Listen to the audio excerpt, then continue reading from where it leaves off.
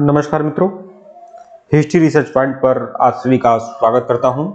BPSC TGT PGT history की test series चल रही है और आज जो टेस्ट सीरीज है टेस्ट सीरीज संख्या 10 है मित्रों। और आज का जो टेस्ट सीरीज है वह वैदिक काल से संबंधित है। वैदिक काल से संबंधित 180 क्वेश्चन है, 180 प्रश्न है जो बहुत ही ज्यादा इंपॉर्टेंट है आप लोगों के लिए।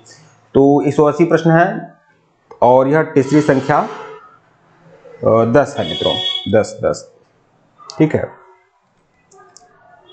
ये देखिए हमारा ऑफिशियल व्हाट्सएप नंबर है, ऊपर भी हमारा ऑफिशियल व्हाट्सएप नंबर दिया हुआ है, यहाँ पर भी हमारा ऑफिशियल व्हाट्सएप नंबर है। यह जो 3000 एमसीक्यू है, एमसीक्यू की सीरीज है 3000, यह आप लोग को मिल जाएगी। यह 3000 एमसीक्यू की सीरीज है और यह जो है इसका जो प्राइस है 399 रुपए, केवल 399 रुपए में 3000 एमसीक्यू की पीडीएफ, पूरी पीडीएफ मिल जाएगी, कंप्लीट पीडीएफ मिल जाएगी और साथ ही साथ आपको 5500 वन लाइनर सीरीज भी मिलेगी। ठीक है, जिनको भी चाहिए वो लोग हमारे ऑफिशियल व्हाट्सएप नंबर पर मैसेज कर सकते हैं। यहाँ पर टीजीटी पीजीटी सबके लिए इंपॉर्टेंट है। साथ ही साथ आप लोग को कक्षा 11 और 12 का एनसीईआरटी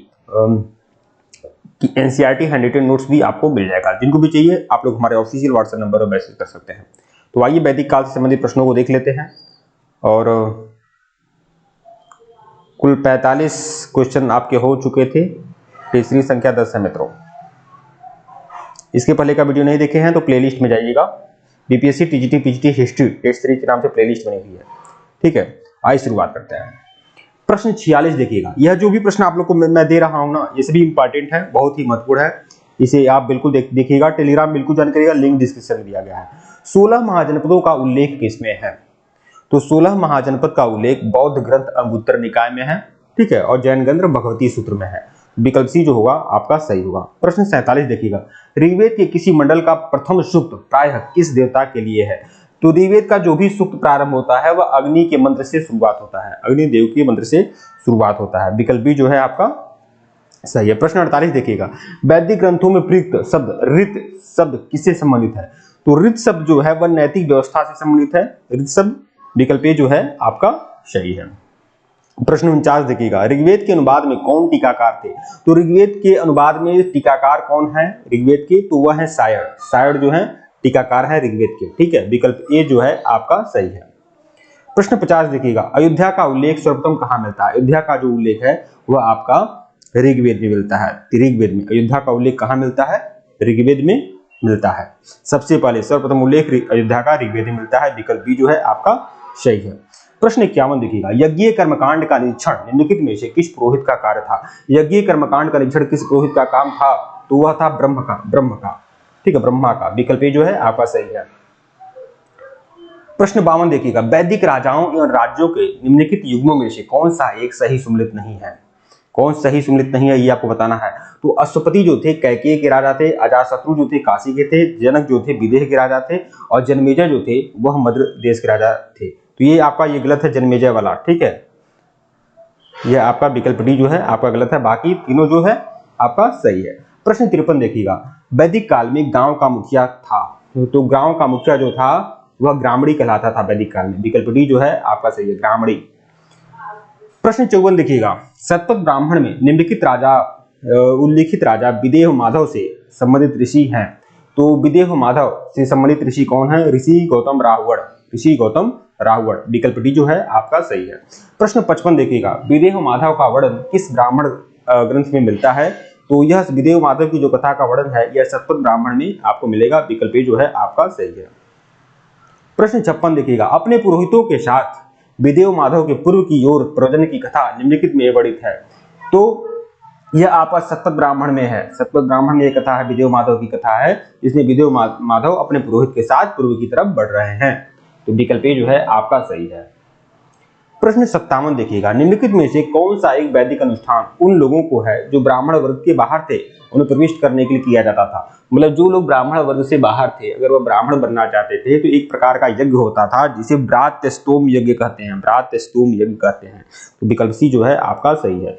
प्रश्न 59 देखिएगा। निम्नलिखित में से किस नदी को ऋग्वेद में माते तमा, देवी तमा और नदी तमा कहा गया? माते तमा मतलब देवी तमा मतलब देवताओं की माँ। ठीक है, नदी तमा मतलब नदियों की माँ, ऐसे करके था। तो विकल्प ए जो है सरस्वती के बारे में यह बातें कही गई हैं। प्रश्न 59। ऋग्वेद में उल्लेखित यश शब्द किस कृषि उत्पाद से संबंधित है। यह यस नहीं है, यव है। यव यव शब्द किस कृषि उत्पाद से संबंधित है? तो जौ से संबंधित है। ऋग्वेद में यव कहा गया है जौ को। प्रश्न 60, स्मृतियों में उल्लेखित आपतर्म के विषय में कौन सा एक सत्य है? आपतर्म मतलब आपात। आपात आपात किसे कहा गया है? तो विपत्ति काल में विभिन्न वर्गों के लिए अनुमत कर्तव्य, मतलब विपत्ति काल में एक वर्ग दूसरे वर्ग का कर्तव्य निभा सकता था। ठीक है, जैसे ब्राह्मण जो है वह व्यवसाय का काम कर सकता था आपातकाल में, इसे ही कहा गया है। तो विकल्प डी जो है आपका सही है। प्रश्न 61, अपाला आत्रेयी के मंत्र किसमें संग्रहित हैं? देखिए अपाला का जो मंत्र है, अपाला यह आपका क्या थी? यह आपका विदुषी महिला थी। ठीक है, अपाला। तो इनका जो मंत्र है ये किसमें है? तो इनका जो मंत्र है आपका ऋग्वेद में है। ऋग्वेद के सूक्तों की रचना कुछ महिलाओं ने भी की थी, कुछ विदेशी महिलाओं ने भी की थी। मतलब लोपामुद्रा, घोषा, अपाला, सिक्ता, ठीक है, ये विदेशी महिलाएं थी, विदुषी थी। ठीक है। प्रश्न 62, ऋग्वैदिक काल में निष्क किस अंग का आभूषण है? निष्क जो है आपका गले का आभूषण है ऋग्वैदिक काल में। विकल्प जो है आपका सही है। प्रश्न 63, प्राचीन काल में निशाका से जाना जाता था। प्राचीन काल में निशाका किसे कहते हैं? निशाका कहिए या फिर निष्क कहिए, यह क्या होता था? यह स्वर्ण आभूषण होता था। स्वर्ण आभूषण होता था। विकल्प बी जो है आपका सही है। प्रश्न 64 देखिएगा, भक्ति का उल्लेख कहाँ मिलता है? देखिए भक्ति का सर्वप्रथम उल्लेख मिलता है श्वेताश्वर उपनिषद में। श्वेताश्वर उपनिषद में मिलता है भक्ति का सर्वप्रथम उल्लेख बहुत ही ज्यादा इंपॉर्टेंट है। लेकिन श्वेताश्वर उपनिषद तो नहीं है, तो भगवत गीता में भी भक्ति का उल्लेख मिलता है। विकल्प सी जो है आपका सही है। प्रश्न 65, निम्नलिखित में से कौन सा एक वैदिक साहित्य में उल्लेखित नहीं है? वैदिक साहित्य में क्या उल्लेखित है? निष्क है, हिरण्यपिंड है, शतमान है, ठीक है, कारछापड़ नहीं है। कारछापड़ वैदिक साहित्य में नहीं है। महाजनपद काल में कारछापड़ आया जो तांबे का सिक्का था। विकल्प डी जो है आपका सही है। प्रश्न 66, आरंभिक वैदिक साहित्य में वर्णित सर्वाधिक वर्णित नदी है। मतलब आरंभिक वैदिक साहित्य में सबसे ज्यादा वर्णन किस नदी का है? तो सिंधु नदी का। सिंधु नदी का वर्णन सबसे ज्यादा बार हुआ है। विकल्प बी जो है आपका सही है। प्रश्न 67 देखिएगा, नचिकेता और यम के बीच सुप्रसिद्ध संवाद उल्लेखित है। तो नचिकेता और यम के बीच जो सुप्रसिद्ध संवाद है वह कठोपनिषद है। विकल्प सी, ठीक है, कठोपनिषद में नचिकेता और यम का संवाद है। प्रश्न 68 देखिएगा, निम्नलिखित में से कौन सी एक ब्रह्मवादिनी थी जिसने कुछ वेद मंत्रों की रचना किया था? तो वह ब्रह्मवादिनी मतलब वह विदुषी जिसने कुछ वेद मंत्रों की भी रचना किया था, तो वह है लोपामुद्रा। जैसा कि मैंने बताया है लोपामुद्रा के बारे में, जो लोपामुद्रा थी ना, अगस्त ऋषि की पत्नी थी। अगस्त ऋषि की पत्नी थी लोपामुद्रा। ठीक है। प्रश्न 59 देखिएगा, निम्नलिखित में से कौन सा वेदांग ज्योतिष के लेखक के रूप में विख्यात है? वेदांग ज्योतिष के लेखक कौन थे? लगध मुनि। विकल्प सी जो है आपका सही है। प्रश्न 70, किस वेद में सभा और समिति को प्रजापति की दो पुत्रियां कहा गया है? तो अथर्ववेद में सभा और समिति को प्रजापति की दो पुत्रियां कहा गया है। विकल्प डी जो है आपका सही है। प्रश्न 71 देखिएगा, वैदिक साहित्य में सभा और समिति को किस देवता की दो पुत्रियां कहा गया है? तो प्रजापति की दो पुत्रियां कहा गया है सभा और समिति को। विकल्प डी अथर्ववेद में। ठीक है। प्रश्न 72 देखिएगा, मनुस्मृति में सरस्वती और दृष्टि नदियों के बीच के प्रदेश को क्या कहा जाता था? तो सरस्वती और दृष्टि नदी के बीच के प्रदेश को ब्रह्मावर्त कहा जाता था। विकल्प सी जो है आपका सही है। प्रश्न 73 देखिएगा, 14वीं सदी ईसा पूर्व का एक अभिलेख जिसमें वैदिक देवताओं का वर्णन प्राप्त हुआ है। तो 14वीं सदी ईसा पूर्व मतलब 1400 ईसा पूर्व में वह कौन सा अभिलेख है जिसमें वैदिक देवताओं का वर्णन है? इसमें इंद्र, मित्र, वरुण, नासत आदि का वर्णन किया गया है भूगोज कोई अभिलेख से। विकल्प जो है आपका सही है। प्रश्न 74 देखिएगा, गो अपहरण के प्रसंग में ऋग्वेद में प्रमुख रूप से जाना जाता है पड़ियों को।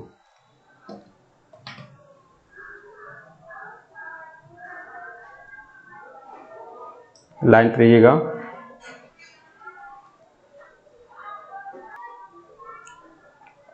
कुछ तकनीकी समस्या थी, ठीक है, देख लेते हैं। गो अपहरण के प्रसंग में गो अपहरण के संबंध में ऋग्वेद में प्रमुख रूप से जाना जाता है तो पड़ियों को। मतलब जो लोग गाय का अपहरण करते थे, गाय को चुराते थे, उन्हें क्या कहा जाता था? पड़ी कहा जाता था। विकल्प सी, ये गाय को चुराने का कार्य करते थे। प्रश्न 75, सबसे पूर्व जानी वाली स्मृति मतलब सबसे प्राचीन स्मृति कौन सी है? तो सबसे प्राचीन स्मृति और प्रमाणिक स्मृति मनुस्मृति को माना गया है। विकल्प सी जो है आपका सही है। प्रश्न 76, मनुस्मृति मुख्यतः संबंधित थी। मनुस्मृति जो थी समाज व्यवस्था से संबंधित थी। समाज व्यवस्था यानी कानून व्यवस्था से संबंधित थी मनुस्मृति। विकल्प बी जो है आपका सही है। प्रश्न 77 देखिएगा, प्रकाशित ऋग्वेद संहिता किस शाखा की है? ऋग्वेद संहिता जो है आपकी साकल शाखा की है, साकल। ठीक है, विकल्प सी जो है आपका सही है। प्रश्न 78, ऋग्वेद में अघन्या किसे कहा गया? अघन्य मतलब जिसका वध न हो, वध न करने योग्य, तो अघन्या कहा गया है गाय के लिए, गाय के लिए। विकल्प सी जो है आपका सही है। प्रश्न 79, ऋग्वेद में अघन्या का प्रयोग हुआ है गाय के लिए, विकल्प ए। ठीक है। प्रश्न 80 देखिएगा, वैदिक काल में किस जानवर को अघन्या माना गया है? अघन्या माना गया है गाय को। ठीक है, विकल्प सी जो है आपका सही है। प्रश्न 81 देखिएगा, वैदिक काल के आरंभ में निम्नलिखित में से किसे महत्वपूर्ण मूल्यवान संपत्ति समझा जाता था? तो गाय को सबसे मूल्यवान संपत्ति समझा जाता था। विकल्प ए जो है सही है आपका। प्रश्न 82, बृहदारण्यक उपनिषद में जनक की सभा में याज्ञवल्क्य से दार्शनिक संवाद करते हुए निम्नलिखित में से किसका वर्णन हुआ है? मतलब जनक की सभा में याज्ञवल्क्य से किसने दार्शनिक अनुवाद किया था? गार्गी ने, गार्गी। ठीक है, बृहदारण्यक उपनिषद में याज्ञवल्क्य एवं गार्गी का संवाद है। ठीक है, विकल्प बी जो है आपका सही है। प्रश्न 83, उपनिषदों की मुख्य विशेषता है। मुख्य विषय क्या है उपनिषद का? उपनिषद का जो मुख्य विषय है वह है दर्शन विषय है। विकल्प ए, उपनिषद में दार्शनिक व्याख्या ही की गई है। प्रश्न 84, उपनिषद पुस्तकें हैं, उपनिषद पुस्तकें जो है किस पर आधारित हैं? दर्शन पर आधारित हैं। विकल्प डी। प्रश्न 85, निम्नलिखित में से किस एक वैदिक साहित्य में मोक्ष की चर्चा है? मोक्ष की चर्चा जो है आपका उपनिषद में है, मोक्ष की चर्चा जो है उपनिषद में है। प्रश्न 86 देखिएगा, सत्यमेव जयते शब्द किस उपनिषद से लिया गया है? तो यह लिया गया है मुंडकोपनिषद से। सत्यमेव जयते जो लिया गया है मुंडकोपनिषद से लिया गया है। विकल्प बी जो है आपका सही है। प्रश्न 87, आध्यात्मिक ज्ञान के विषय में नचिकेता और यम का संवाद किस उपनिषद से लिया गया है? तो यह कठोपनिषद में नचिकेता और यम का संवाद है और इसी में मृत्यु पर चर्चा की गई है। विकल्प सी जो है आपका सही है। प्रश्न 88, किस उपनिषद में मृत्यु संबंधी चर्चा की गई है? तो कठोपनिषद में। ठीक है, विकल्प ए। प्रश्न 89 देखिएगा, जनक और याज्ञवल्क्य कथानक कहाँ मिलता है? तो यह आपको बताया हूं कि जनक और याज्ञवल्क्य संवाद या याज्ञवल्क्य एवं गार्गी संवाद यह आपको किस उपनिषद में मिलता है? बृहदारण्यक उपनिषद में मिलता है। विकल्प सी। और सबसे बड़ा उपनिषद कौन सा है? तो सबसे बड़ा उपनिषद बृहदारण्यक उपनिषद है। बृहदारण्यक मतलब बृहत्तर है ये। ठीक है, ये सबसे बड़ा उपनिषद भी है। सबसे प्राचीन उपनिषद कौन सा है? तो छांदोग्य उपनिषद सबसे प्राचीन है। ठीक है। प्रश्न 90 देखिएगा, इस सीरीज का सबसे आखिरी प्रश्न, निम्नलिखित में से किस एक उपनिषद में पहली बार निराशावाद के तत्व दिखाई देते हैं? तो किस उपनिषद में निराशावाद के तत्व दिखाई देते हैं? तो यह मैत्रायणी उपनिषद है, मैत्रायणी उपनिषद है। विकल्प बी जो है आपका सही है। ठीक है मित्रों, वीडियो को लाइक और चैनल को सब्सक्राइब करेगा, टेलीग्राम को बिल्कुल ज्वाइन करेगा, लिंक डिस्क्रिप्शन में दिया गया है। अगर इसके पहले का वीडियो नहीं देखे हैं तो प्लेलिस्ट में जाइएगा, BPSC TGT PGT history test के नाम से प्लेलिस्ट बनी हुई है। और यह जो भी टेस्ट सीरीज आपको मिल रही है ना, यह 3000 MCQ की सीरीज है जो टीजीटी पीजीटी हिस्ट्री के लिए बहुत ही ज्यादा इंपॉर्टेंट है। ठीक है, और आपको 5500 वन लाइनर सीरीज भी आपको मिलेगा और इसका जो प्राइस है वनली 399 रुपया है। तो जो भी लोग सीरियस है, गंभीर है, वो लोग हमारे ऑफिशियल व्हाट्सएप नंबर पर मैसेज कर सकते हैं। ऑफिशियल व्हाट्सएप नंबर डिस्क्रिप्शन में भी दर्ज है, ऊपर भी शो हो रहा है, ऊपर शो हो रहा है। ठीक है, हमारा ऑफिशियल व्हाट्सएप नंबर, मैसेज करिएगा, आपको यह PDF मिल जाएगा जो बहुत ही ज्यादा इंपॉर्टेंट है। धन्यवाद आप लोग को।